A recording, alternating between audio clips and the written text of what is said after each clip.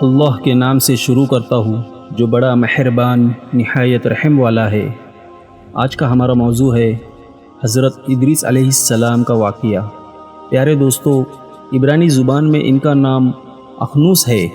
جب قابل کی اولاد شیطان کے بہکاوے سے گمراہ ہو گئی، کفر اور شرک میں پھنس گئی، یہاں تک کہ نکاح کی رسم ادا کرنے کے بجائے حرام کاری اور گندگی میں پھنس گئی، تو اللہ تعالیٰ نے حضرت ادریس کو نبی بنا کر ان کے پاس بھیجا۔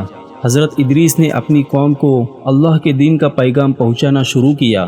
بہت سے لوگوں نے ان کی بات مان لی اور انکار اور کفر کا راستہ چھوڑ کر ہدایت کے راستے پر چل پڑے اور نیکی اور سچائی کے پابند ہو گئے۔ لیکن جو لوگ گمراہی اور کفر کے اندھیرے میں بھٹکنے کو ہی بہتر سمجھتے تھے، ان کے دلوں پر حضرت ادریس کی نصیحت کا کوئی اثر نہ ہوا۔ وہ اسی طرح گمراہی میں بھٹکتے رہے۔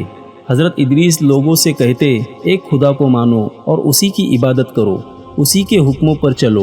ان کی شریعت میں جتنے نماز روزے مقرر تھے، لوگوں سے ان کا پابند بننے کو کہتے، زکوٰۃ دینے اور اللہ کی راہ میں خرچ کرنے پر لوگوں کو ابھارتے، پاک صاف رہنے کو کہتے، حق اور انصاف پر چلنے کی ہدایت فرماتے۔ حضرت ادریس خود اتنی عبادت کرتے تھے کہ ہر دن 1000 بار تسبیح پڑھتے تھے۔ ان کے پاس فرشتے آتے جاتے تھے، وہ ان کی سنگت میں رہنا پسند کرتے۔ ان کے بھلے کام اتنے تھے کہ ان کی برابری تمام مخلوق کی بھلائیاں نہ کر سکتی تھی۔ یہ بات آسمان تک پہنچی، فرشتوں میں کانا پھونسیاں شروع ہو گئی۔ اللہ سے اجازت لے کر حضرت اسرائیل علیہ السلام صحیح صورت جاننے کے لیے زمین پر تشریف لائے۔ انسان کی شکل میں وہ ان کی سنگت میں کئی دن رہے۔ حضرت ادریس علیہ السلام نے دیکھا کہ آدمی نہ کھاتا ہے نہ پیتا ہے، ایسا تو نہیں کہ یہ فرشتہ ہو۔ جب حضرت ادریس علیہ السلام نے دیکھا کہ یہ تو اسرائیل یعنی موت کا فرشتہ ہے، تب حضرت ادریس علیہ السلام نے فرمایا، میں موت کا شربت پینا چاہتا ہوں، مجھے چکھاؤ۔ حضرت اسرائیل نے اللہ سے اجازت مانگی اور اجازت لے کر انہوں نے ان کی روح کو قبض کر لیا اور ان کی پاک جان کو ان کے قلب میں ڈالی۔ پھر حضرت ادریس نے فرمایا کہ مجھ کو جنت اور دوزخ دیکھنے کا شوق بہت زیادہ ہے، مجھے ان کی سیر کراؤ۔ حضرت اسرائیل نے خدا کے حکم سے ان کو اپنے پروں پر بٹھایا، پھر دوزخ کی سیر کرائی، اس کے بعد جنت کی نعمتوں کی سیر کرائی۔ حضرت ادریس جب حوروں، محلوں، باغوں اور نہروں کی سیر کر چکے تو حضرت اسرائیل نے کہا، اب میرے ساتھ جنت سے باہر چلیے اور اس مکان سے باہر نکلیے۔ حضرت ادریس نے قانون الہی کو اچھی طرح جانتے تھے۔ ایک پیڑ کا تنا پکڑ کر کھڑے ہو گئے، فرمایا، جب تک پیدا کرنے والا جنت دوزخ کے اس امتحان سے مجھ کو نہ نکالے گا، میں ہرگز باہر نہ جاؤں گا۔ اللہ تعالیٰ نے ایک فرشتہ ان دونوں کے قصے کے فیصلے کے لیے بھیجا۔ پہلے حضرت اسرائیل نے تمام حالات کہے، پھر حضرت ادریس نے جواب دیا کہ ہر جان کو موت کا مزہ چکھنا ہے کہ تقاضے کے طور پر موت کے گھونٹ کا کڑوا شربت چکھا، اور تمہیں میں سے اس میں یعنی دوزخ میں جائیں گے کے مطابق دوزخ میں داخل ہوا، اور اس رحیم کریم اللہ ہی کے حکم سے جیسا کہ اس نے کہا ہے اس میں سے یعنی جنت سے وہ نکلیں گے نہیں۔ میں جنت میں داخل ہوا، اس لیے اب یہاں سے نکلنے کا کوئی سوال نہیں۔ صرف اسرائیل کے کہنے سے بغیر خدا کے حکم کے میں یہاں سے نہ ٹلوں گا۔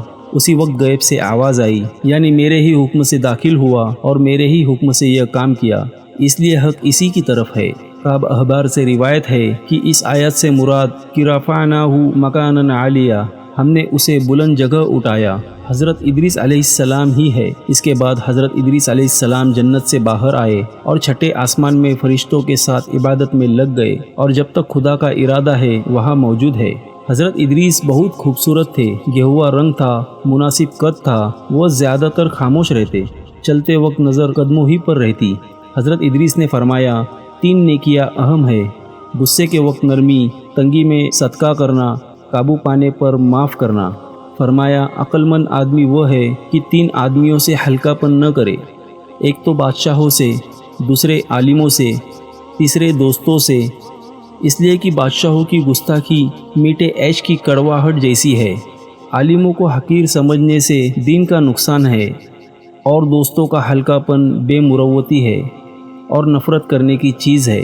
فرمایا کہ آدمی کو چاہیے کہ مصیبت میں صبر کرے، طبیعت میں جماؤ پیدا کرے۔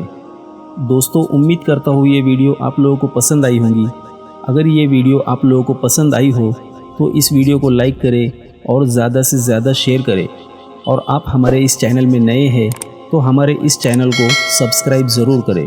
اللہ پاک سے دعا ہے کہ اللہ پاک ہم سب کو دین کی سچی سمجھ عطا فرمائے اور برے کاموں سے ہم سب کی حفاظت فرمائے۔